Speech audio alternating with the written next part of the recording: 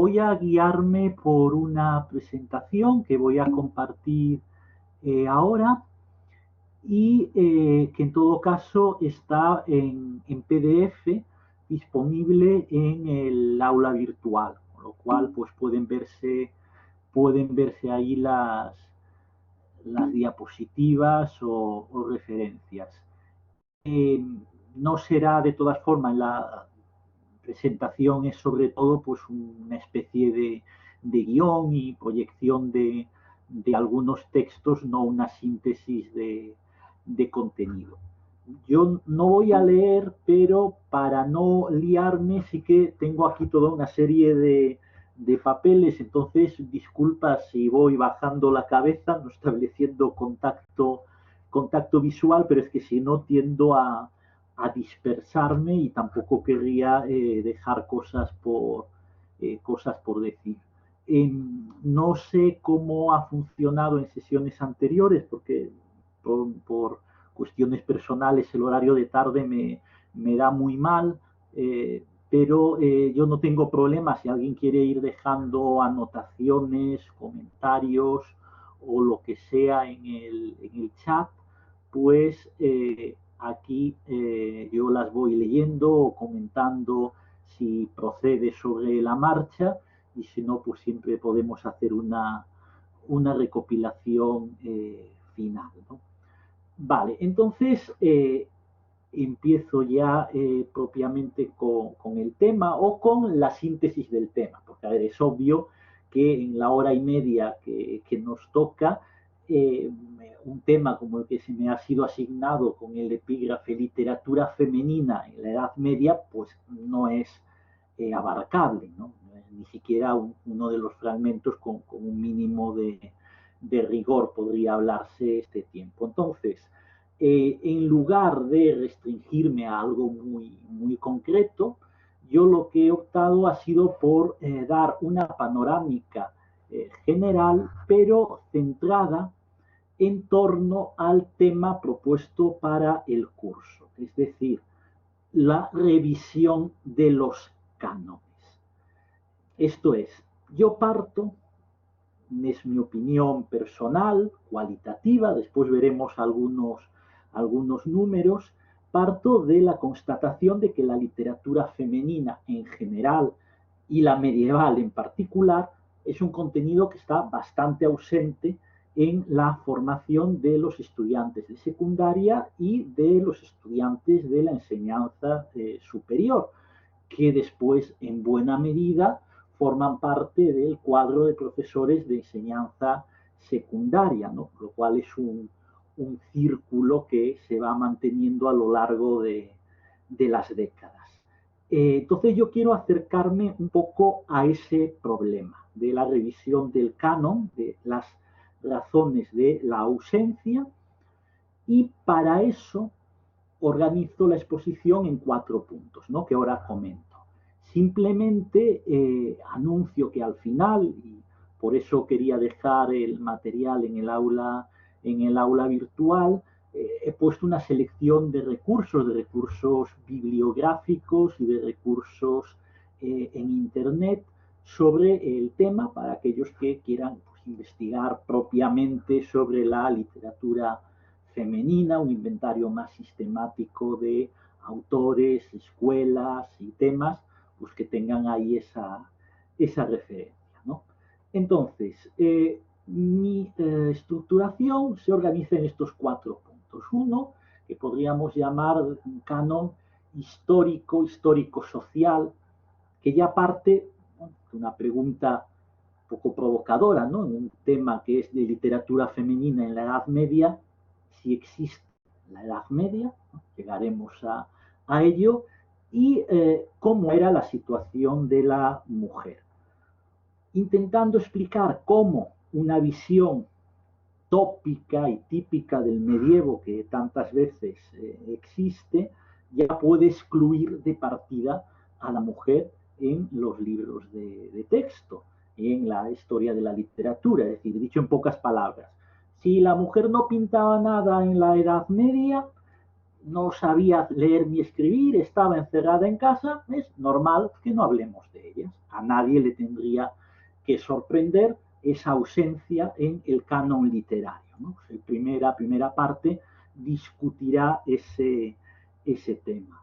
En segundo lugar, la cuestión del canon nacional o del canon nacional lingüístico, es decir, hasta qué punto la tendencia que existe en general en la literatura, pero bueno, en particular en la literatura medieval, de abordarla desde una perspectiva fragmentada, una perspectiva que tiene en cuenta los estados o los estados-nación actuales, literatura francesa, literatura española, literatura gallega, literatura portuguesa, qué consecuencias tiene en el conocimiento de la literatura femenina medieval, en un momento en el que, a pesar de lo que normalmente se cree, la circulación era inmensa de personas y de ideas, y cómo ver solamente mi parcela puede contribuir a invisibilizar la riqueza del tema, ¿no? En tercer lugar, específicamente, la cuestión de la selección del currículo en secundaria y la universidad. ¿Por qué no es un contenido que esté normalmente presente? ¿Cuáles son los motivos? ¿Y qué tendencias está habiendo a cambiar esa situación, a renovarlo, ¿no? Y por último, un canon que he llamado pues, como canon del prestigio, por ponerle una etiqueta, como muchos géneros en los que sí ha existido una presencia femenina notable, no son considerados como géneros prestigiados, digamos, en la historia de la literatura, y por tanto la exclusión de la mujer no se da porque excluyamos a las mujeres, sino porque excluimos, consideramos géneros menores aquellos en los que tienen una presencia destacada. Voy a poner el caso de la literatura conventual. Y también haré alguna pequeña alusión como nuestro grafocentrismo, nuestra atención al cuerpo escrito, excluye la oralidad, excluye los paratextos, los contextos en los que la presencia femenina era también notable. Pues esos serán los 4 ejes en los que estructuraré mi intervención.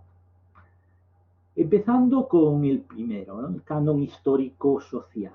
Yo creo que si se pidiese una lluvia de ideas al alumnado de secundaria sobre la situación de la mujer en la Edad Media, pues tendríamos posiblemente un cuadro que nos dibujaría una sociedad misógina en la que la mujer era considerada como un ente diabólico, donde cada 2 por 3 se quemaban a miles de mujeres porque eran consideradas brujas, donde la mujer estaba recluida en casa con su cinturón de castidad, por supuesto, que según la fecunda imaginación de los enciclopedistas franceses era de uso totalmente habitual en la Edad Media. Esos ilustrados que también decían o consideraban que en la Edad Media no se creía que la mujer tuviese alma, es decir, que la mujer era considerada como un ser sin alma y por eso ser diabólico y de brujería, ¿no? Aquí hay el ejemplo, ¿no? Pues, puesto, aparecerá en otros momentos algunos textos de Régine Pernoud, que es una historiadora francesa que se ha preocupado mucho por la reescritura crítica de ciertos temas de la Edad Media, y uno de los que se ocupa es precisamente eso. Ella narra como un día estaba oyendo a una novelista en una entrevista radiofónica que afirmaba, sin cortarse un pelo, que hasta el siglo XV la Iglesia no admitió que la mujer tuviera un alma. Es una frase que posiblemente si hiciésemos una encuesta encontraríamos que buena parte de las personas hoy en día darían como cierta, ¿no? Y ella discute una serie de argumentos sobre cómo es que no se, que no, que se puede decir que no tenía alma la mujer, o que la Iglesia consideraba que no tenía alma, cuando en ese periodo subían a los altares Santa Inés, Santa Cecilia, Santa Ágata, cuando se debatía sobre la Virgen María, la ascensión a los cielos. ¿Cómo es posible? Es decir, si no consideraba que tenían alma, a cuento de que las creaba santas, a cuento de que había abadesas gobernando conventos, si las mujeres no tenían alma, ¿no? Son tópicos que se mantienen y que continúan. Podemos volver más adelante a discutirlos, ¿no? Es decir, se pinta a la situación de la mujer en la Edad Media como una escena más de ese retablo de la Edad Media, como época de violencia, de incultura, de superstición, que ya digo, es un imaginario que sigue con importante vigencia en nuestra sociedad contemporánea. Y me viene muy al pelo, pensando en los destinatarios del curso, una selección que he hecho de 2 o 3 entrevistas a Andreu Navarra, autor de un libro muy, muy interesante sobre el sistema educativo, de, particular en bachillerato, de evaluación continua, es el título del libro, y recurre con frecuencia a ese imaginario. Frases como estamos creando una nueva edad media en las aulas, y de otra entrevista dice, se enfadaron conmigo por comparar nuestra época con la Edad Media, pero el mensaje es muy claro: dogmas sin crítica, fallando la educación, gente sin educación. Por eso hablo de una Edad Media, ¿no? Tenemos esa visión de la Edad Media como desoladora. Desde luego, lo que conviene clarificar, y me refería antes al inicio, es que la Edad Media es un concepto inventado, es un concepto que históricamente no existe. Obviamente, podría ser, pero esto es una tontería, ¿no? Hay historia de la Edad Media, efectivamente, está canonizado un periodo al que nos referimos como Edad Media, pero ¿qué rasgos definitorios tiene ese periodo? ¿O cómo se puede hablar de una Edad Media a ni más ni menos, luego vuelvo a la cuantificación, que 10 siglos, ¿no? La Edad Media es un invento de marketing de unos renacentistas que de repente descubren hoy qué maravilla redescubren la Atenas de Pericles, qué maravilla la Roma clásica. Nosotros vamos a imitarlo hasta el hastío, las pautas clásicas grecorromanas, eliminamos todo lo que no se ajuste a esas pautas, y todos esos siglos que han quedado en medio, de ahí el nombre, es una Edad Media, ¿sí? Una edad oscura, la decadencia del fantástico imperio griego y del imperio romano, de su esplendor. Eso ha quedado en medio y ahora venimos nosotros, ¿no? Entonces, ¿cómo es posible crear una época que se extiende un mínimo de 10 siglos, ¿no? Porque no hay consenso sobre las fechas de terminación y de comienzo. Cuando uno va al detalle, incluso podríamos ampliar esa horquilla hasta casi 150 años. Si consideramos que ya en el inicios del siglo XV, sin llegar al 476, la muerte de Rómulo Augustulo, ya décadas antes el imperio romano existía sobre el papel.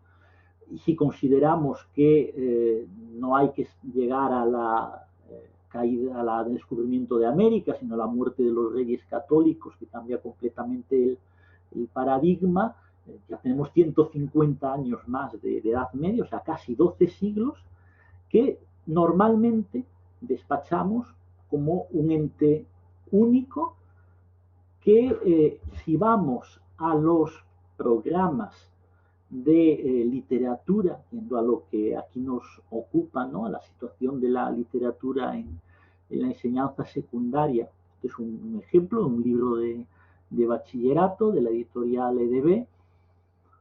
Esto es el cronograma, el temario. Nos encontramos con que 2 unidades nos despachan 5 siglos de literatura, o sea, casi si queremos cuantificarlo, o sea, 12,2 años por página, mientras que después tenemos derecho a 2 unidades por siglo.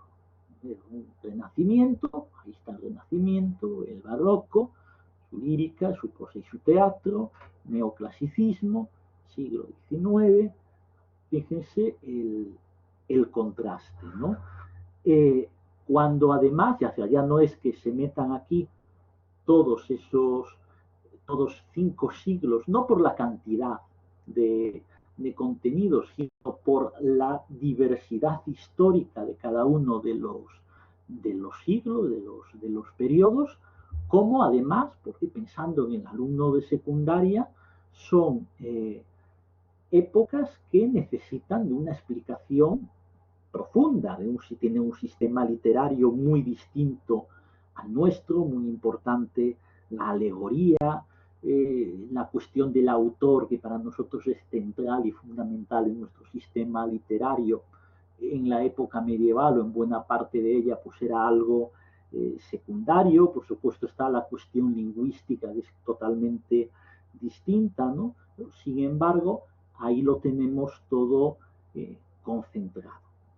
Volvamos a la cuestión específica, dentro de ya este panorama de la mujer. Es evidente que la situación de la mujer medieval distaba de ser la que nosotros hoy en día definiríamos como ideal, y no podríamos compararla con las circunstancias actuales. Pero es importante hacer el matiz: las circunstancias actuales de nuestra perspectiva occidental eurocéntrica. Es decir, hoy en día, en otras latitudes y longitudes de nuestro planeta, la situación de la mujer está a años luz de la que está aquí, y está a años luz, a mucho peor de lo que podría estar en el peor momento de la Edad Media. Es decir, la comparación, si la hacemos a nivel planetario, usando esa expresión, pues no, ya carece de todo sentido, ¿no? Pero incluso comparando este momento actual en nuestra sociedad actual con la Edad Media, tendríamos que encontrarnos analizándolo, veríamos que hay momentos, en concreto desde el siglo X hasta finales del XIII, en que las mujeres tenían mucha mayor presencia, autoridad, visibilidad, poder, que en cualquier otro periodo histórico, con la excepción de nuestra sociedad actual en las ultimísimas décadas. Es decir, es imposible decir o considerar la idea de la mujer medieval como sumisa y al mismo tiempo encontrarnos con figuras históricas, constatables, conocidas, como Leonor de Aquitania, duquesa de Aquitania, que era un territorio inmenso desde el Loira a los Pirineos, mayor que lo que le correspondía al propio rey de Francia por dominio personal, mayor ese ducado, que fue reina consorte de 2 países, ni más ni menos, de Francia e Inglaterra. Blanca de Castilla, reina consorte de Francia, regente de Francia, o yendo a Prodomo Nostra, María de Molina, reina consorte de Castilla en diversos periodos. Si uno confronta el papel de las reinas en ese periodo, siglos XII, XIII, incluso principios de los XIV, con 3 o 4 siglos más tarde era una diferencia tremenda. La reina más tarde como elemento meramente decorativo, aquí con un poder real, porque Blanca de Castilla combatía contra la nobleza, entablaba guerras internacionales, firmaba tratados. Leonor de Aquitania se iba a las cruzadas, combatía fuera de su territorio. Entre tanto tenía 10 hijos, ni más ni menos, y ostentaban poder, cosa que no hacen siglos más tarde, ¿no?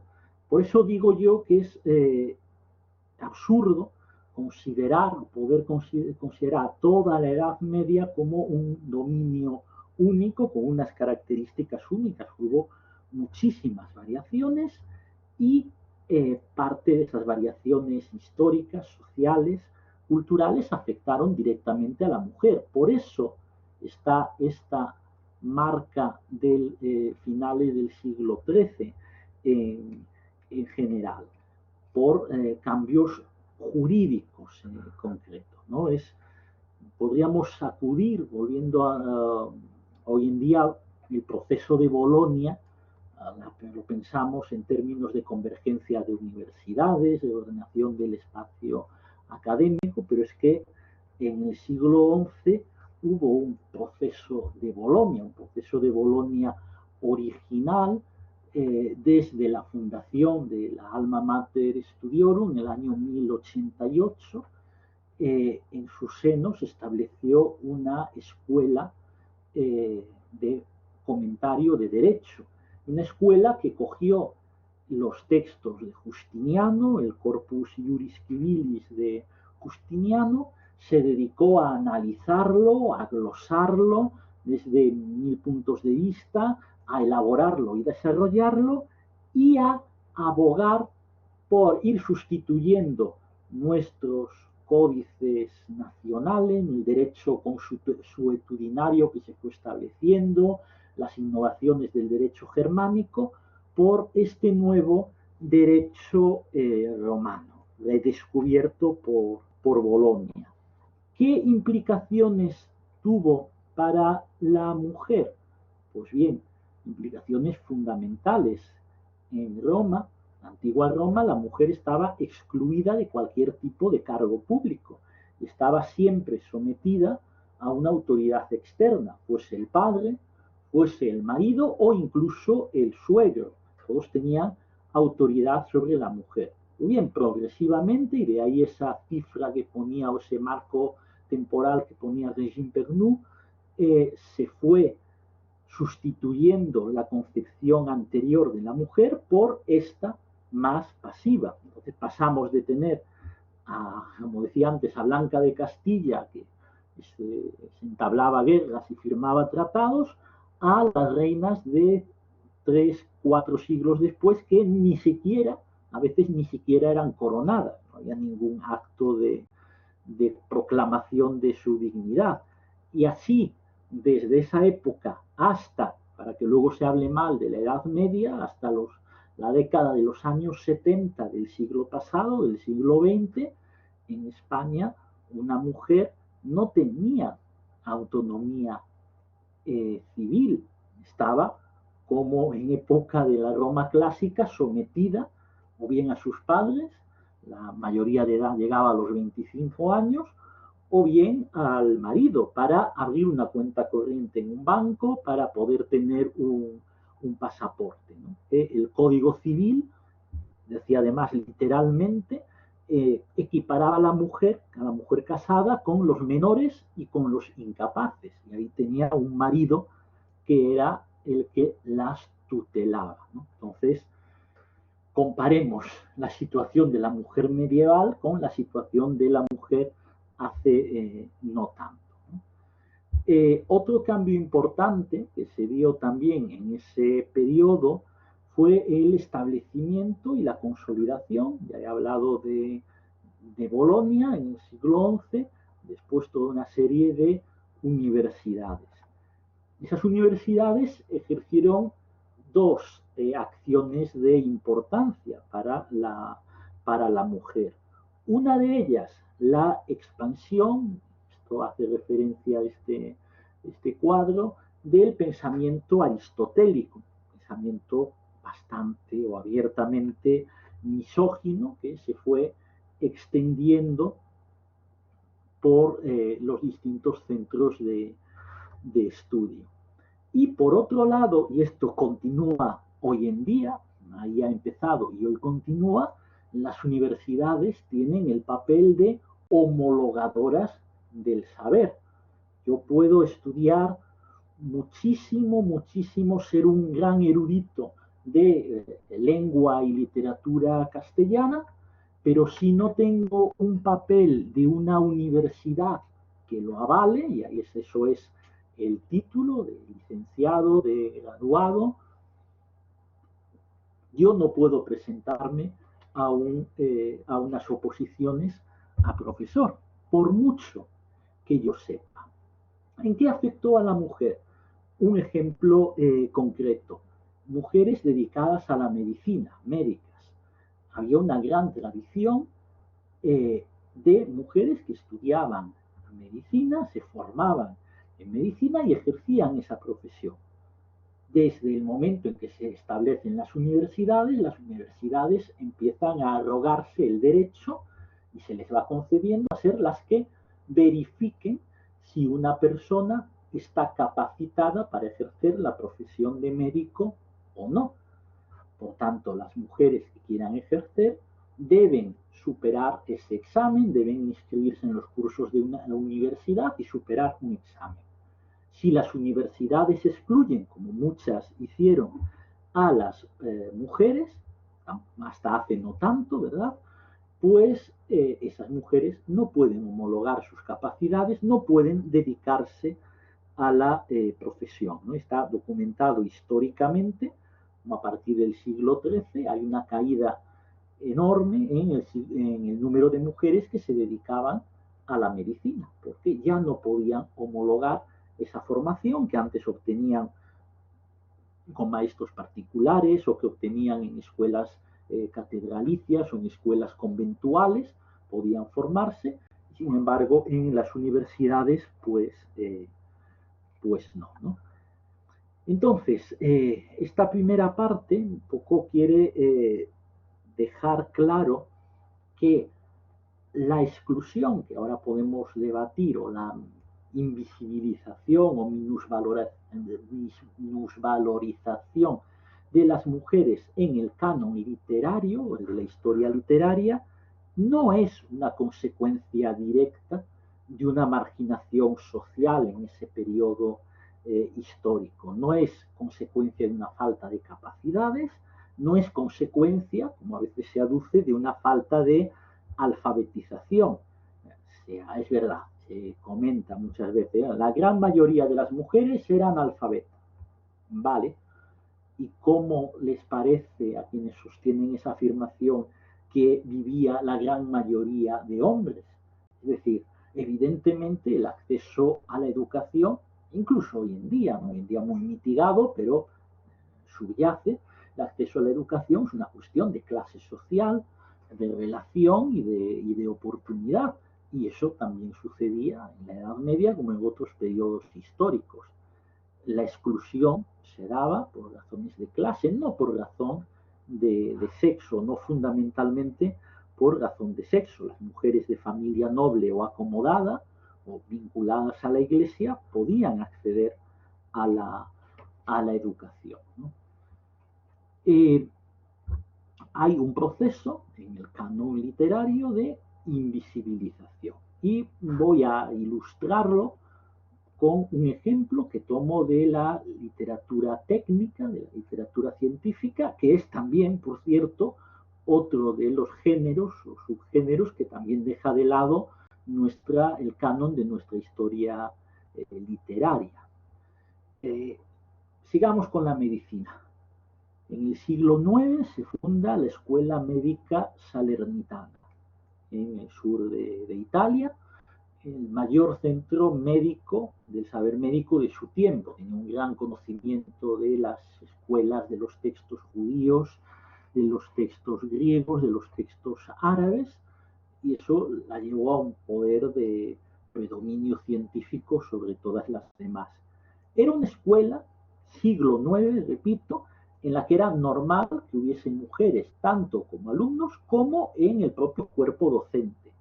De hecho, los historiadores identifican la etiqueta de Mulieres Salernitanae, nombres como Rebeca Guarna, Costanza Calenda, Abela de Castellomata, o la que ahora nos interesa, Trota de Salerno, una mujer de la que, cuya vida no se conoce mucho, se la sitúa en la segunda mitad del siglo XII, y se sabe que fue autora de un manual de medicina general que se llamaba la práctica, fue conocido como la práctica secundum Trotam, ¿no? El nombre de la señora Trota de Salerno. Pero se le acabó atribuyendo también un conjunto de tres textos acerca de la salud de la mujer. El anterior era de medicina general, estos eran específicos de salud de la mujer.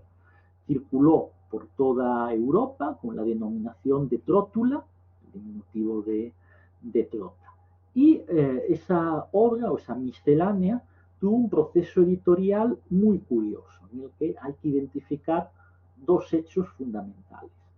En 1547 fue dado a la imprenta un editor, Johannes Scotus, apoyado por un médico, elaboraron el texto, lo llevaron a editar, y en ese proceso, mientras que se enfatizaba muy positivamente la autoría femenina de la obra, no era un problema que hubiese sido escrita por una mujer, adulteraban, es verdad, la realidad histórica, porque Trota no escribió esos tres manuales, posiblemente uno, sí, pero desde luego no los tres, y no fueron concebidos como una obra conjunta, pero no había problema que fuese una mujer. Sí que había un problema con que fuese medieval. Hicieron un proceso de relectura, de cambio de nombres propios, de etiquetas, para acabar presentando esa obra como de la tradición clásica latina, escrita por una mujer, pero de la tradición clásica latina. Un par de décadas más tarde, otro editor coge ese conjunto de textos y le cambia la autoría. Ya no es de la autoría de esta trótula, bajo la que agrupaban estos textos, para pasar a atribuírselo a un liberto de la emperatriz Julia, Eros de nombre, pasaba a ser el autor, ¿no? Entonces, gracias a la eficaz gestión humanística, recuérdese que son estos los humanistas los que despreciaban a la Edad Media y que todo era cuento y oscuridad en ella, pues gracias a su eficaz gestión, un texto médico medieval de autoría femenina, al menos en parte, pasa a ser un manual de medicina masculino del siglo III después de Cristo, ¿no? Entonces, yo pongo este ejemplo para resaltar que la ausencia de la mujer en la historia de la literatura o de la ciencia medieval no es porque no existiesen, reitero, mujeres en esos roles, sino porque era una política, había una cuestión canónica, ideológica, dirigida de eliminar esa presencia o de minusvalorizar esa presencia, o también, en otros casos que comentaré, como anunciaba, de no considerar importantes determinados géneros en los que sí hubo otra presencia femenina. Voy a copiar, aquí está, Johannes Scotus era.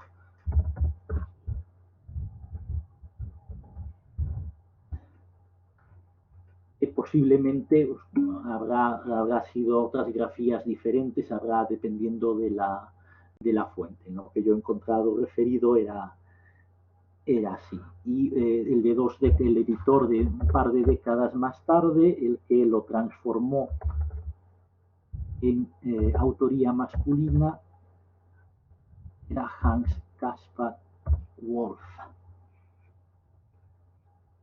Vale. Entonces, para situar las dimensiones del problema, de la disminución del papel de la mujer en los cánones, voy a dar simplemente un par de datos, por tratar de referencias cuantitativas. La tesis doctoral de Ana López Navajas estudiaba un centenar de libros de texto de todas las asignaturas, era panorámico, y de 3 editoriales. Elegía 3 editoriales representativas, analizaba los libros de texto para todas las asignaturas de todos los niveles de la enseñanza secundaria. Total, un centenar de libros de texto. En ellos, la presencia de la mujer era de un 12,8%. Más específicamente, en libros de lengua y literatura castellana, Estíbaliz Espejo Saavedra, en un TFM de nuestro máster de formación de profesorado, dirigido por el TFM por Fernando Larraz, y que se publicó hace nada como artículo, está disponible en internet.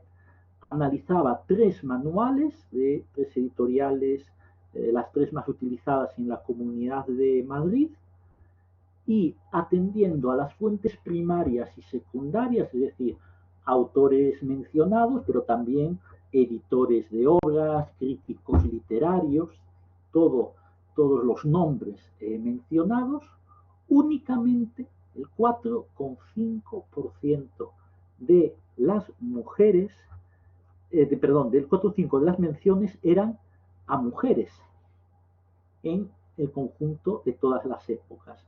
Y además, normalmente aparecían solo como elementos de enumeración, ¿no? Es decir, otros autores de esta época. Y ahí se mencionaba una serie de nombres, y ahí sí que había mujeres, pero no había en ningún caso explicación de su obra, no eran tratados como núcleo de un tema, con una sola excepción en uno de los libros, era el de Mi Paisana, también de Ricardo, de Mercedes, por lo menos, Emilia Pardo Bazán. Esa sí que merecía un poquito de atención en la obra, ¿no?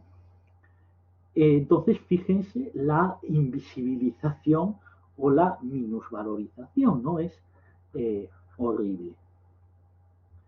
Esto en cuanto al canon histórico, ¿no? Y a la constatación de la ausencia de mujeres en los libros de texto.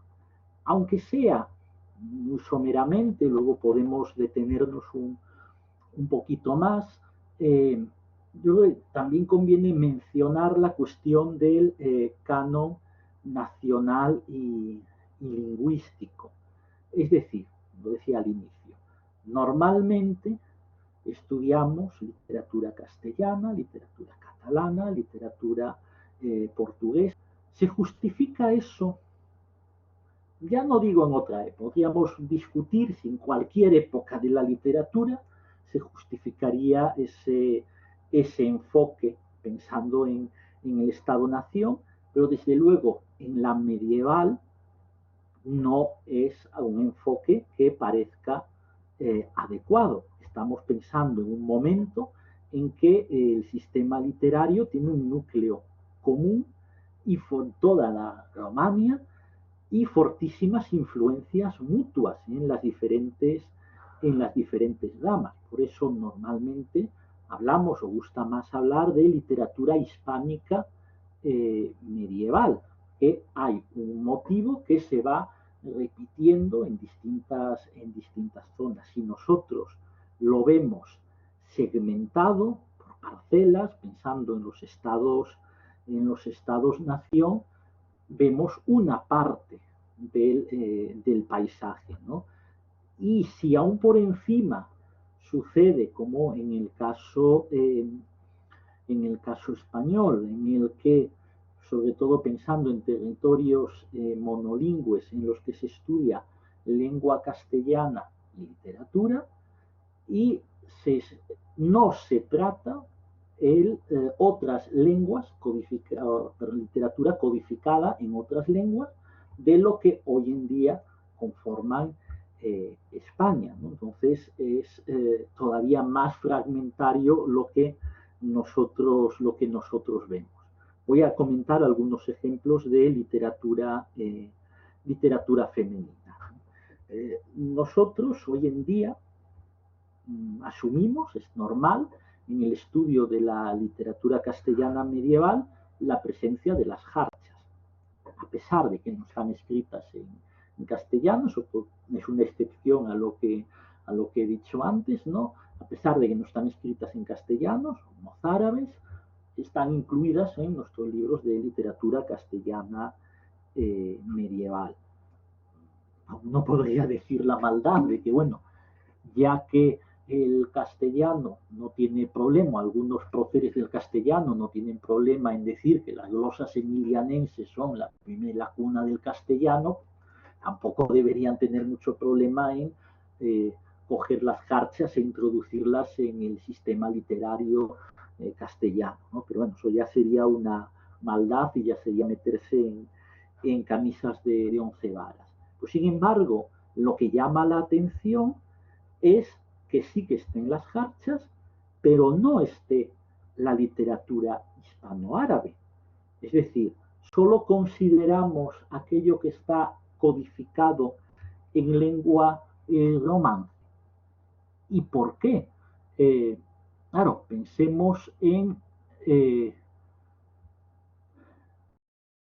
¿no? Este tipo, la recurrente celebración de la toma de Granada, que se dan todos los meses de enero, afirmaciones como hoy hace 527 años de la liberación de Granada, poniendo fin a 8 largos siglos de reconquista contra el invasor musulmán. Bueno, pues ya no queda más que hacer la resta, ¿no? La ponderación, para ver cuánto tiempo ha pasado en dominio musulmán y cuánto tiempo ha pasado en dominio no musulmán, ¿no? Entonces, ¿por qué lo excluimos? Porque parece que no es propio, ¿no?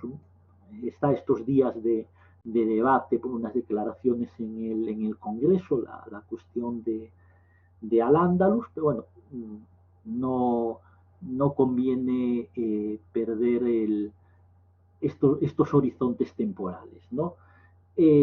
Yendo al caso de la mujer, por ejemplo, sería, yo creo, interesante encontrar referencias a la situación de la mujer en ese territorio y en esa época histórica, porque además ya apoyando o sería útil para otras áreas también, como el área de historia, analizar la cuestión, la posición de la mujer en la sociedad medieval árabe. Ahí podríamos volver también sobre el canon o los pensamientos, si tenía más o menos libertad, explorar paradojas curiosas como que dentro del punto de vista del sistema literario tenían más libertad las esclavas que las damas nobles, porque las damas nobles estaban sujetas a la obligación del velo, estaban excluidas de espacios como las tertulias, donde se hacía el intercambio poético. Se cuenta en el collar de la paloma la anécdota, la historia de una joven de buena familia que para poder caminar libremente por Córdoba lo que hacía era hacerse pasar por esclava y de ese modo podía ir sin velo y libre por toda la ciudad, mientras que si actuase como lo que le correspondía a dama noble no hubiese podido, ¿no? Aquí pueden ver un ejemplo de una recopilación de poesía femenina hispanoárabe, en la que, como digo, casi nunca se habla, ¿ya? No de la poesía hispanoárabe, mucho menos de la poesía femenina, que con estos condicionantes que sí existían de la situación de la mujer, pues sí que hay una cierta presencia. Es verdad que hay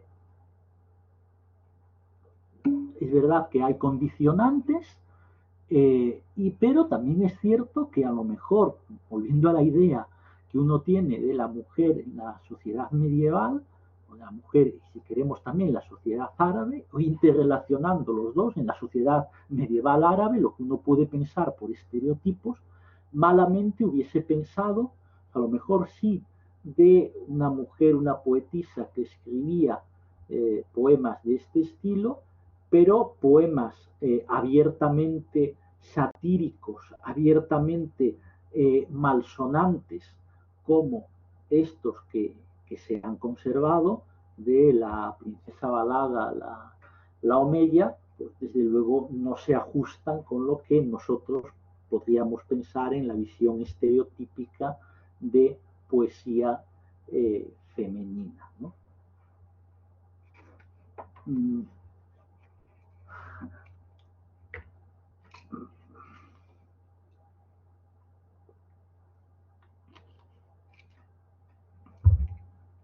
Es interesante lo que comenta Belén, sería analizar, o sea, cómo los callejeros nos van dando pruebas de procesos de recuperación y por procesos de caídas en desgracia. O sea, el canon también se manifiesta mucho más lentamente. Cambiar una calle es mucho más complicado que cambiar unos libros de texto, pero también se aparecen ahí, ¿no? Eh, como Catulo, pero en mujer, efectivamente. Es verdad, que luego podríamos discutir, Balada a la Omeya se conserva su poesía fundamentalmente por la dignidad que ella tiene, era una princesa y que tuvo además un gran romance muy debatido literariamente con Abenzaidún. Bueno, el nombre del romance de Zaidún, que está aquí codificado. O sea, no era una poeta, una poetisa cualquiera, como Aisha, que he aquí colocado, también estaban con buenas relaciones en la élite. Hay otra poetisa, Alga Cayuna, perdón, Racunilla, que muy conocida, y que su poesía se ha conservado porque ella tenía una relación con otro poeta cuya familia se encargaba de hacer una antología de la poesía de Al-Ándalus y, lógicamente, endogámicamente incluyeron sus composiciones. Tendríamos que ver, y sucede lo mismo con la poesía latina, ¿no? Conservamos una serie de cosas, tendríamos que ver realmente qué existía la compleja sociedad, porque lo que se ha conservado a lo mejor es solo una muestra, ¿no? Pero sí que había registros pues, abiertamente como Catulo y publicados y conservados, ¿no? Eh, Esto podría ser un problema de inclusión, ¿no? En relación del canon literario que solamente atiende al Estado-nación actual. No existe un Estado-nación de Al-Ándalus hoy en día, ni al Estado-nación-lengua actual, ¿no? Que no es, si intentan ver el aprecio que tiene el Estado español pues, por la lengua árabe, de luego en términos de política lingüística pues, se comprende la marginación del canon literario, ¿no? Otro ejemplo que yo he traído también para un poco entender el problema de la parcelación es el de la literatura misógina. Nosotros hoy en día conocemos, tenemos muy identificadas una serie de obras del siglo XV de la literatura española que tienen textos abiertamente misóginos, pienses en el Corbacho, y también réplicas feministas dentro de, esa sería otra cuestión que le he dejado aquí marcada, por eso este subrayado, del problema de utilizar conceptos como el de feminismo desde un punto de vista anacrónico, ¿no? Pero bueno, podríamos definirlo así, en defensa de la en defensa de la mujer. Si analizamos esta cuestión desde el punto de vista clásico, parcelado de la literatura castellana, nos quedamos solo con una parte. Si la apreciamos desde un punto de vista románico, en el que tenemos la figura de Cristina de Pizán, la autora de La ciudad de las damas, una respuesta contundente al Román de la Rose, el libro de la Rosa, y analizamos todo el problema de la cuestión de las mujeres que se dio en Europa desde finales del siglo XIV muy encendidamente, hubo antecedentes, ¿no? Sin duda, desde finales del siglo XIV, como eso se expandió por todo el territorio europeo, llegando también a España. Vemos esto dentro de su contexto, y esto no se nos permite a veces verlo por la parcelación de los estudios literarios, ¿no? El último ejemplo, solo lo enuncio, podemos volver a él en otro momento, es el de lo que muchas veces se llama, mal llamado, la lírica popular, una de esas etiquetas muy desafortunadas en la historia de la literatura, y nos ponen lo popular y lo popular y lo culto. Esto está tomado unos libros de texto, cada uno en los que maneje se encontrará con cosas de este estilo, que son totalmente falsas, ¿no? La cuestión de lo popular es anónimo, lo culto es conocido. Bueno, pues depende, ¿no? de si se conserva o no. No, esto es oral y esto es escrito. Bueno, pues para haber llegado a nuestros días, en algún momento tuvo que ponerse como escrito. No, esto es sencillo y estilista, muy, muy simple, y esto no lo es. Bueno, también tendríamos la cuestión de qué trabajo literario lleva algo que a nosotros nos parece simple, si realmente es simple, de fácil creación o no. Y bueno, habría mucho que hablar en este sentido, pero sin irse por las ramas. Tiene sentido, y aquí volvemos a Guadalajara, ver por separado, como tantas veces sucede en los temarios de literatura, ver por separado las jarchas, y aquí codificadas ya en español contemporáneo, las cantigas de amigo o las albas, tratarlas por separado, cuando realmente son tres manifestaciones de la canción de mujer, con voz poética femenina, con independencia del autor, porque a veces, a pesar de ser populares o calificadas como populares, conocemos al autor o los autores y son masculinos, pero la voz es femenina, que están vinculadas a la matriz tradicional, a textos de la Aurora, a textos del trabajo, pero adaptados a la moda estética del momento, y que hay toda una serie de rasgos comunes, pero que nosotros vemos parcelados, porque como están escritas en lenguas diferentes, incluso si el libro de texto las suele traer en textos diferentes. Entonces, ese es otro problema de la parcelación del canon en compartimentos nacional lingüísticos. El tercer bloque que yo traía para analizar era la cuestión del canon, ¿no? El canon en la secundaria y en la universidad. Lo he dividido en esos dos, dos subgrupos, a pesar de que, como decía, es un círculo, ¿no? Porque si los profesores de secundaria se forman en la universidad, efectivamente su formación, que luego reflejan en secundaria, viene dada en la universidad.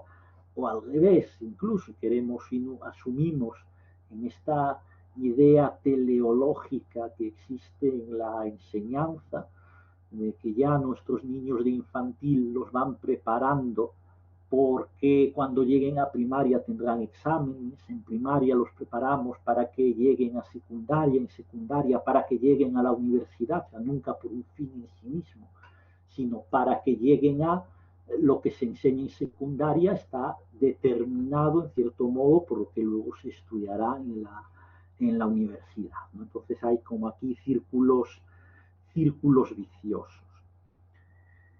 Yo creo y paragono a veces que la elección del currículo pues es como la organización de las salas de un museo, ¿no?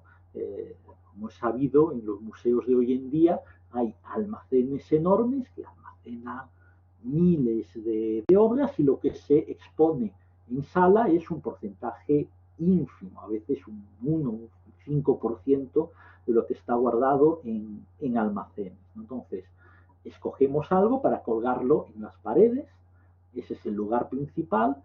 Luego no significa que lo que está en los almacenes se ignore, pero sí que puede aparecer en las cartelas, mencionado como obras similares, en paneles que puede haber en la entrada de una sala, el horizonte cronológico en el que está esta obra que se expone, pero la visibilidad si aparece es muchísimo menor que la del cuadro que está colgado ocupando la pared, ¿no? Pues bien, del mismo modo que en los museos hoy en día está habiendo un proceso de repensamiento, si quiere usar esa etiqueta, de reflexión sobre cómo la mujer ha sido marginada a lo largo de los siglos, pues hoy en día tenemos que pensar en cómo las mujeres han sido marginadas de la historia de la literatura y cómo es posible dar una historia de la literatura distinta, que del mismo modo, es interesante ver alguno de estos enlaces teóricas que reflexionan y dan atención, que tener una visión feminista de la historia no es simplemente meter a más mujeres, sino también repensar cómo hemos presentado las obras que hemos incluido en el canon a lo largo de la historia, ¿no? Es explicarlas de otro modo y explicar el contexto histórico de otro modo. Pues lo mismo en la literatura. Entonces, ¿qué factores creo yo conviene repasar? A ver, desde luego, y a esto hacía alusión, si se quiere pasar, hace alusión este dibujo, este fantástico pedagogo italiano que es Francesco Tonucci, el abrazo del libro de texto. El libro de texto tiene un rol fundamental en la enseñanza primaria, de secundaria en España. Es un agente nocivo en cuanto a la eliminación o la minusvalorización del docente. El docente acaba quedándose casi como auxiliar en muchos casos del libro de texto, es casi el mediador, el intérprete entre las páginas tal y cual del libro de texto y el ejercicio tal y cual de los libros del libro de texto a los alumnos. Sé que no estoy predicando al auditorio adecuado en el sentido de que las personas que se molestan en asistir a un curso de formación y de revisitación de cánones, es evidente que tienen un pensamiento crítico suficientemente elaborado para combatir estas prácticas, pero un vistazo a otras prácticas docentes puede revelar actitudes de este tipo, ¿no? Entonces, la cuestión de los libros de texto es fundamental para el canon, alterar el canon literario, y los libros de texto tienen una inercia muy grande a no cambiar. Desde luego por una cuestión económica, es decir, si yo tengo el mismo libro de texto y lo que hago es cambiarle la portada, el orden de los ejercicios y la redacción lo suficiente para que el alumno tenga o la familia tenga que comprar el nuevo libro y no valga el de 5 o 6 ediciones, pues es fantástico, ¿no? Yo he dejado aquí, si alguien quiere leer este texto de Richard Feynman, premio Nobel de Física, y en un momento de su vida, miembro de una comisión para el estudio de libros de texto. Bueno, las conclusiones a las que llegó sobre los métodos de las editoriales y cómo son redactados, pues son terribles y llaman a pensar. Yo creo que es útil pedagógicamente verlo. Es cierto, es evidente que hay sensibilidad al respecto, y a estos días aparecía en la prensa noticias de cómo la Asociación de Empresarios del Sector, de la industria textil, pues tiene esa sensibilidad para cambiar. Veremos si eso se plasma, ¿no? Pero desde luego es evidente que es un elemento fundamental, como los libros de texto incluyen o no incluyen algo para que pueda pasar a ser objeto de estudio en la escuela. Debe tenerse en cuenta también, sería absurdo no negarlo, no comentarlo, la falta de neutralidad del sistema educativo, que comienza en los propios libros de texto, sin duda. He puesto un pequeño texto de Xurxo Torres al respecto, como los grupos editoriales orientados muchas veces a editoriales religiosas o que buscan un alumnado determinado, seleccionan sus contenidos en función de eso. Y aquí tenemos a la literatura medieval representada, o se selecciona, repito, pero incluso fuera de esto, en tantos elementos, el sistema educativo no es, no es neutro, ¿verdad?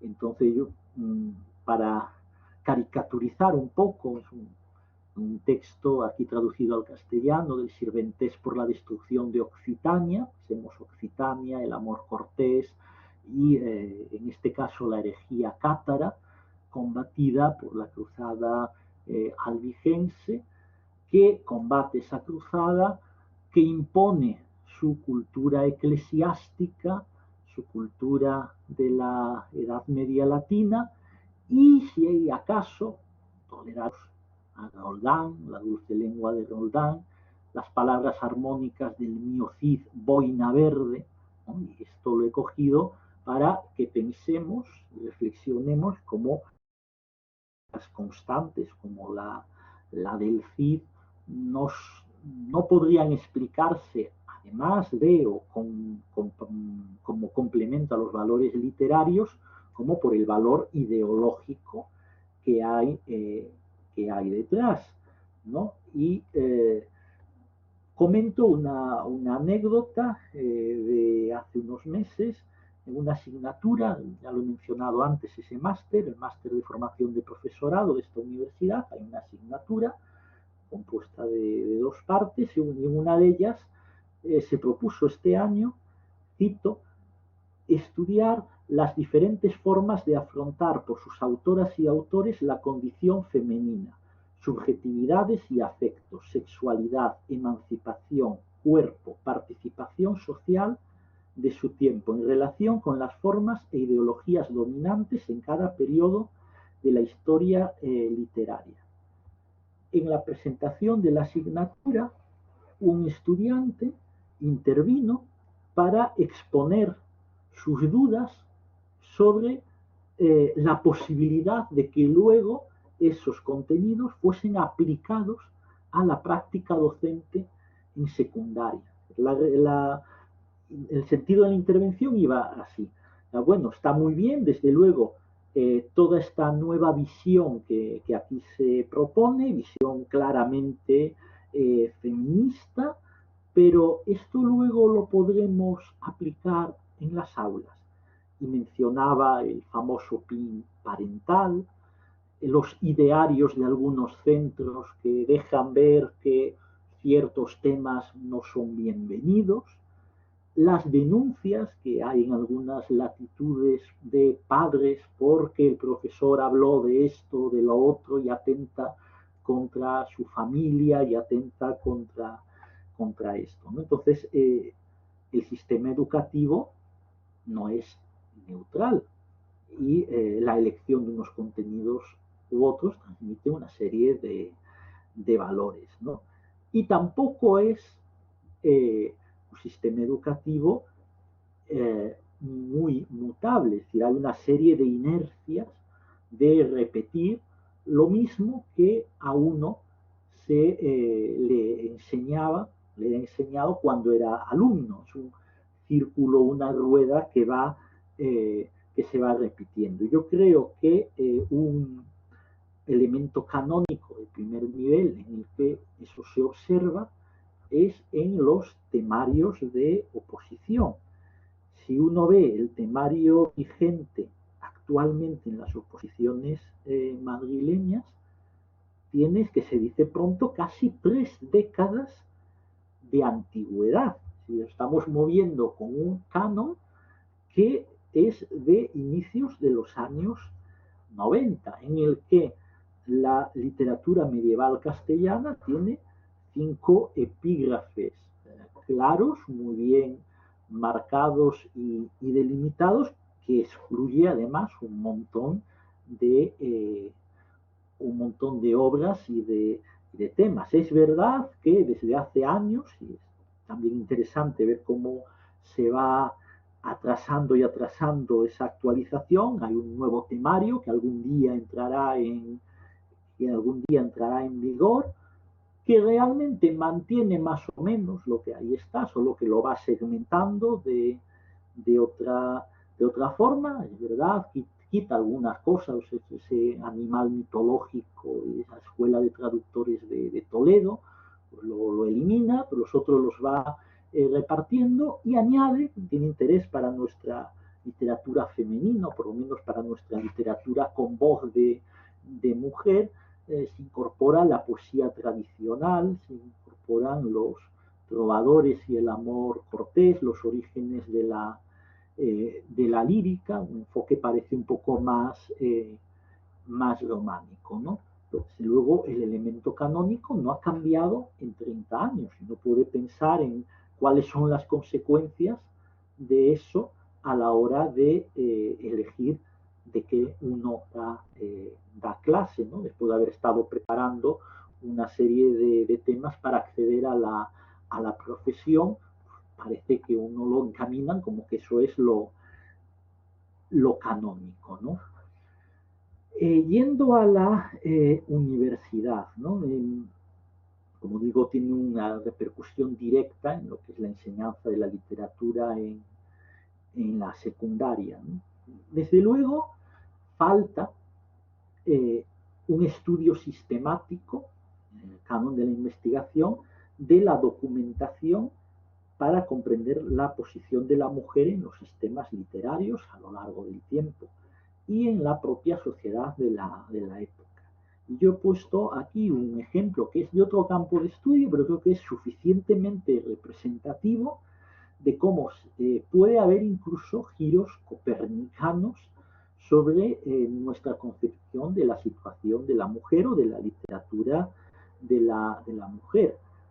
Hoy en día estamos poniendo sobre la mesa, replanteándonos la cuestión de los roles de género en la prehistoria, la idea de que la mujer, bueno, un poco como la visión típica de la Edad Media, ¿no? La mujer se queda en su cueva arreglando vestidos y el hombre va a cazar. Bueno, pues las pruebas arqueológicas lo ponen en discusión, ¿no? Ponen en discusión esos estereotipos.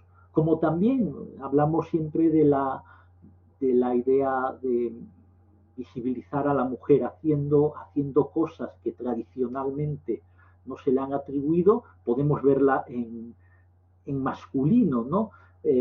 También se está replanteando y viendo cómo el hombre podía quedarse al cuidado de los niños. Nunca vemos, aquí tienen el enlace, en el pie de fotos y nos dice, esta es la única imagen de toda la iconografía de la prehistoria que muestra que los hombres también querían y se ocupaban de sus retoños, ¿no? Entonces, estamos poniendo en duda cuestiones como estas, falta mucha investigación sobre la mujer, y sin eso es imposible trasladarlo a la secundaria. Sin ediciones de obras literarias no podemos hacer análisis de texto tampoco, ¿no? Entonces, sin investigar sobre los autores, sin investigar sobre la condición de la mujer, sin editar obras literarias. Yo he traído simplemente dos ejemplos, uno del dominio de Oil y otro de Oc, o sea, vamos al dominio galo-romance. María de Francia, que anterior casi 3 décadas a Gonzalo de Berceo, que pasó a la historia de la literatura española como el primer poeta con nombre conocido, también ella se daba a conocer en el epílogo de las fábulas de Esopo, que tradujo, se dio ella el nombre. María tengo de nombre y soy de Francia. Más o menos esto es lo único que se sabe de la figura histórica de María de Francia. ¿Qué más? ¿De dónde venía? ¿Qué procedía? No se sabe, se desconoce absolutamente todo, y no estamos hablando de una nota a pie de página, estamos hablando de la traductora de las fábulas de Esopo, estamos hablando de la autora de los Lais, que tuvieron una circulación editorial inmensa, y casi nada se sabe de su autora.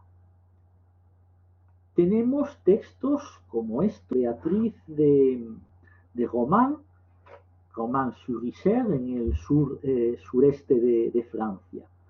Una canción del corpus provenzal que es sorprendente, porque es una canción de amor de una mujer hacia otra. Una canción muy enigmática en ese sentido, y que se ha interpretado de muchos modos. Pero es que hay un problema fundamental. No hay ningún registro documental, nada se conoce sobre Beatriz Vieri de Román. De hecho, hay quien sospecha que puede ser una deturpación de un nombre de un italiano, un trevisano, Alberico da Romano, que es un gran mecenas de la literatura occitana, y a través de deturpaciones del nombre, pues pudo haberse cambiado el nombre. Pero pudo haber existido una mujer autora de este texto con ese nombre, ¿no? Y a partir de ahí podríamos interpretar. ¿Y cómo entra eso en el canon? Pues se ha interpretado que puede ser una canción de amor, pero a la Virgen María, que Nuestra Señora María es la Virgen. Se ha interpretado como una canción no de amor carnal, de afecto entre las mujeres nobles de la época, pero también se ha interpretado, hay toda una serie de interpretación del canon sobre la posibilidad de un canto de amor lésbico. Ahora bien, ¿qué sabemos sobre el lesbianismo en la Edad Media?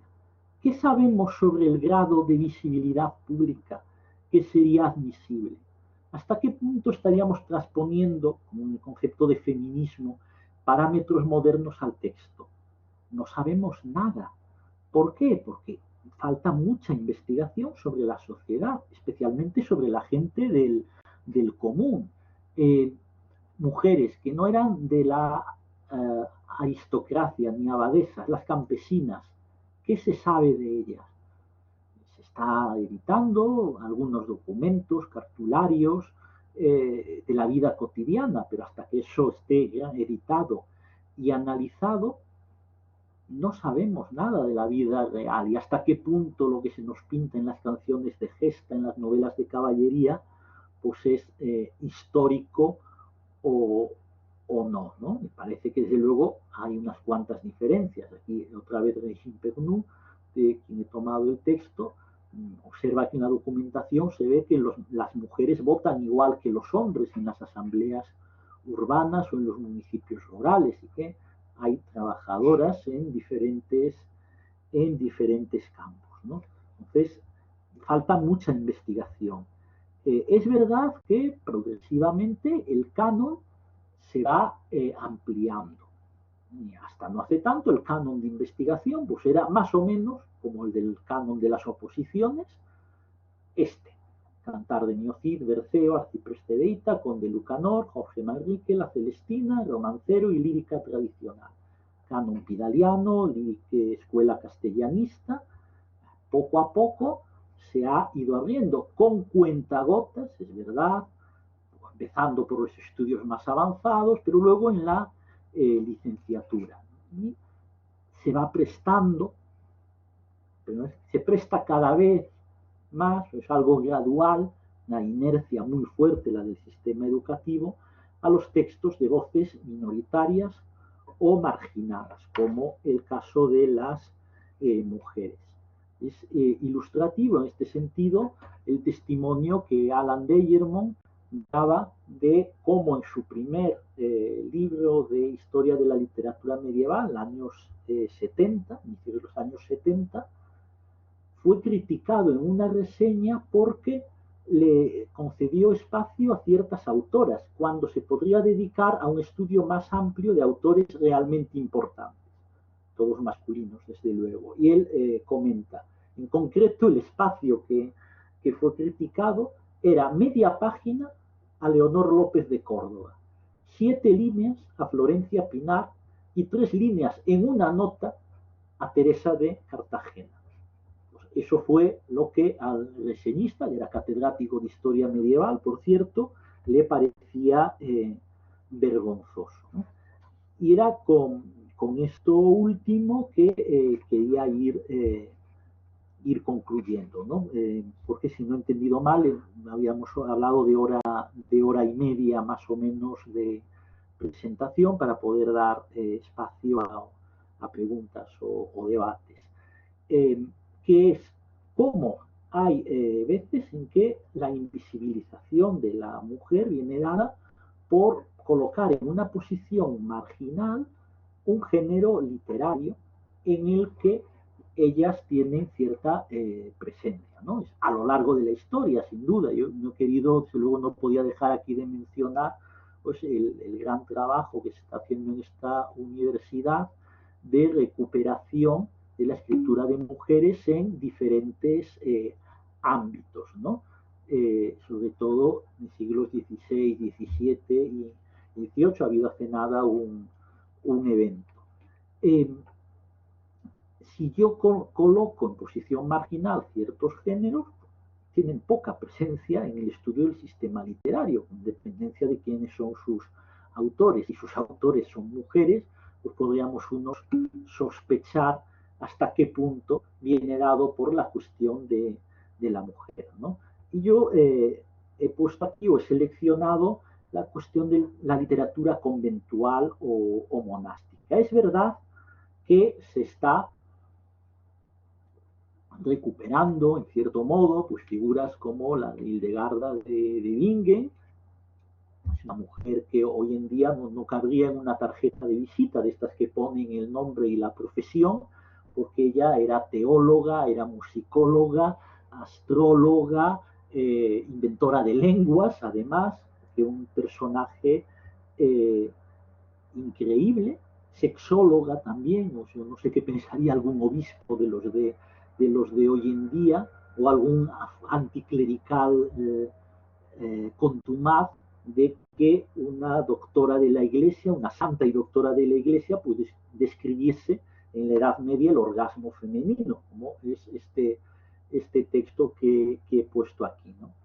Bien dice de la actividad cultural de los cenobios. Otras figuras, ¿no? Herrera de Landsberg, autora del Hortus Deliciarum, ni más ni menos que la enciclopedia de todo el saber de su tiempo, con 300 ilustraciones, un compendio de historia natural, historia histórica, digamos, de filosofía, teología, ¿no? ¿Qué tenemos en el dominio hispánico? Desde luego hay que mencionar, y ahí Deyermond había cometido el pecado de mencionarla en un par de líneas de una nota al pie, a figuras como Teresa de Cartagena, una monja que nace en una familia de judíos conversos. De hecho, su padre, bueno, hoy en día se habla de las puertas giratorias, su abuelo fue rabino de Burgos, se convirtió al cristianismo y acabó siendo obispo primero de Cartagena, de ahí el apellido, y después de Burgos, ¿no? No hay un transfugismo elevado. Teresa perdió la audición posiblemente después de ingresar en el convento, y por eso escribió un libro, La Arboleda de los Enfermos, del género de las consolaciones, que apoyándose en su propia experiencia, pues habla de las dolencias del cuerpo y de cómo uno debe evitar pensar en esas dolencias o canalizar esas dolencias a otra cosa más profunda, ¿no? Desde luego, ser sorda, el aislamiento evita los ruidos mundanos y puede conservarse uno esa soledad amable que permite hacer el bien y concentrarse más en Dios, ¿no? Esto me interesa simplemente mencionar este libro que tuvo mucho éxito y que tuvo una gran repercusión, pero desde luego no siempre positiva. Hubo fuertes críticas que, bueno, buena parte de los casos estuvieron motivadas por su condición de mujer. O sea, se le acusó de plagio y se puso en duda que una mujer, y encima sorda, que pudiese haber escrito ese libro. Y la respuesta de Teresa fue contundente. Escribió otro libro, Admiración de las Obras de Dios, en la que defendía con contundencia su autoría y aprovechaba para escribir un verdadero alegato que podríamos definir, otra vez en sentido amplio, como feminista, que apoyen distintos argumentos. Y aquí tengo alguna selección, ¿no? Es desde luego, dice, sí, la mujer ayuda al varón, lo leemos en el Génesis. Pero a ver, ¿y eso significa que la mujer tenga que estar en una posición inferior o menos importante? ¿Cuál es el de mayor vigor? ¿El ayudado, o sea, el que necesita ayuda, o el ayudador? Si la mujer se ha creado para ayudar al hombre, pues a lo mejor es que la mujer hasta es como más importante, desde luego más de mayor vigor que el hombre, porque viene para ayudarlo al pobre que no podía, ¿no? O ejemplos que pone de cómo pues, Judith, en las escrituras, Judith consiguió, cogiendo la espada para matar a Holofernes, lo que no consiguió un ejército de hombres. Es decir, que a veces pues, pueden no tener la fuerza física, pero sí la inteligencia y la valentía. Y otro ejemplo de la literatura conventual que conviene mencionar, también aquí sufre doble marginación porque es literatura conventual y además escrito en catalán, pues no está presente en muchas historias que son de literatura castellana. Isabel de Villena, hija ilegítima de Enrique de Villena, que fue criada en la corte por María de Castilla, reina de Aragón, pues, tuvo un éxito editorial en su época con la vida de Cristo, que escribió para su comunidad, pero circuló fuera de ella, que tuvo más éxito que Tirante el Blanco, números de ediciones. Y fíjense en qué alturas del canon, del escalafón canónico, están hoy en día ambas obras, ¿no?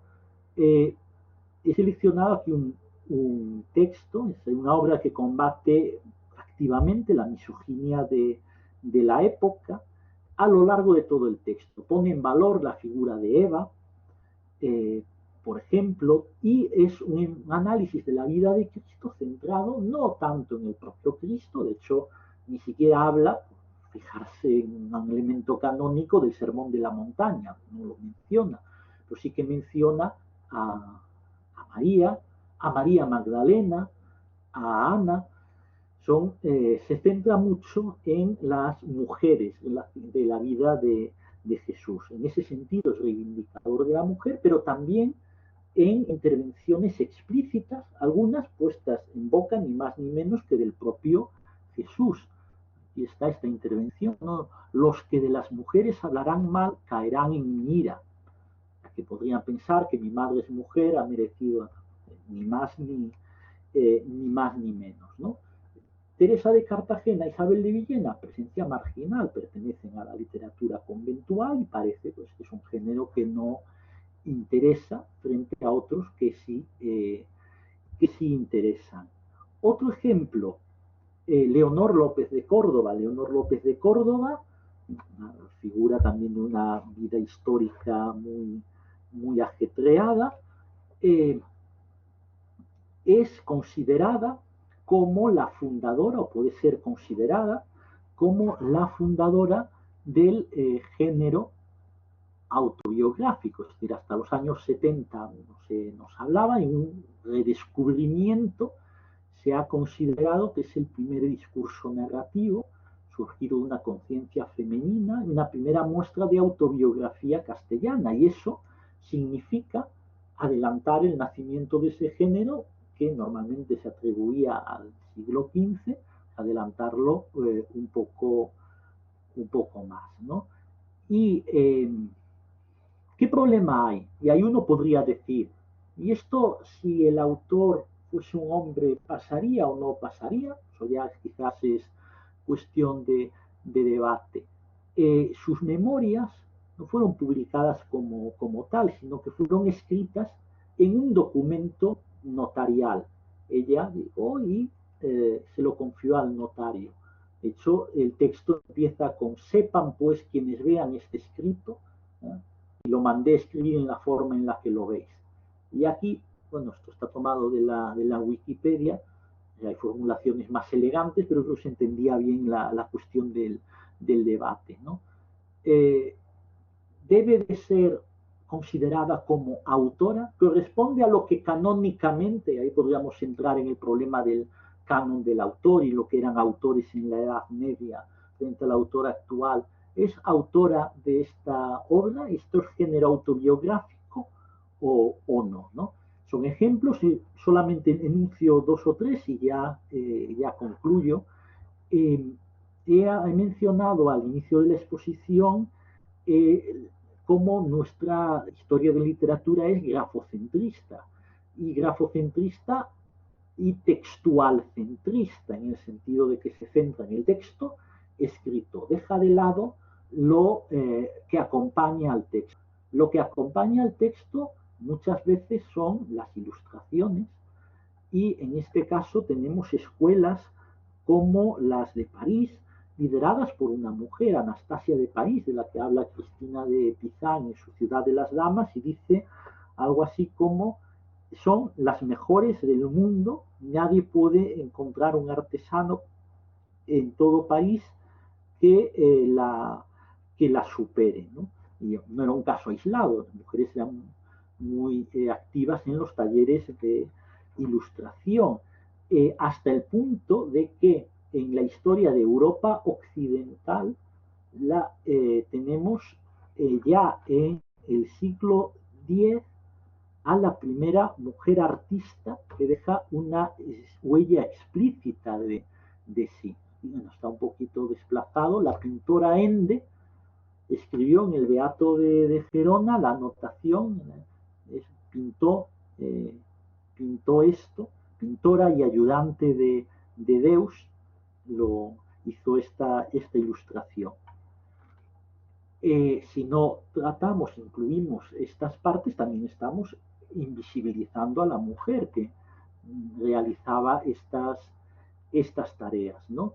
Y ya, por último, la marginación de la oralidad y de lo que acompaña a la representación del texto hace que no pongamos en valor a la figura de las mujeres que recitaban, que bailaban, que tocaban instrumentos y que acompañaban la representación. Nos queda la lírica escrita, pues luego esa lírica se ponía en acción, ¿no? Se representaba, y esos agentes literarios, que en buena medida eran mujeres, hoy en día son invisibilizadas. Entonces, esta sería mi presentación en cuanto al canon, y como decía, simplemente paso las páginas, lo he colgado en el aula virtual para quien quiera verlo, una serie de recursos y herramientas para quien quisiese profundizar más en el tema de un modo más sistemático, ¿no? Hay desde luego herramientas generales para toda Europa, para toda la Romania, bases de datos. Hoy en día mucho de nuestro saber viene codificado en ese formato. Por supuesto, libros, ¿no? Está en libre acceso en Internet, un libro muy reciente. Escritoras de la Edad Media, ha conocido un montón de reediciones y aparecen traducido a muchas lenguas. Aquí un ejemplo, desde luego en el dominio hispánico hay también desde hace unos años una recuperación de este tema, investigaciones sobre este punto, tanto desde la historia conjunto de la literatura española en perspectiva feminista, como específicamente sobre las primeras escritoras. También en bases de datos que son muy útiles, además, por ejemplo, esta Vieses, bibliografía de escritoras españolas, porque explora no solo la figura en sí, las obras literarias que tiene, sino también sus relaciones sociales, los centros de producción, con quién se relacionaba, dónde publicaban, cuál era su perfil biográfico, es decir, la sitúa dentro de un sistema literario y un sistema social, no como entes aislados que de repente sale, oh milagro, una mujer que escribe de algo, sino como eso, miembros de pleno derecho de un sistema, ya que hoy no lo vemos porque los hemos invisibilizado, no porque no existiese, ¿no? El boletín bibliográfico de la Asociación Hispánica de Literatura Medieval tiene ni más ni menos que 1500 fichas sobre el tema mujer, sea en general, sobre contexto histórico, sobre autoras, ¿no? Si hoy en día es muy fácil acceder a producción sobre el tema y se está produciendo mucho. Falta seguramente el paso final que veremos cuando llega, que es trasladar esto a nuestro sistema educativo. Y esto era lo que tenía para exponer.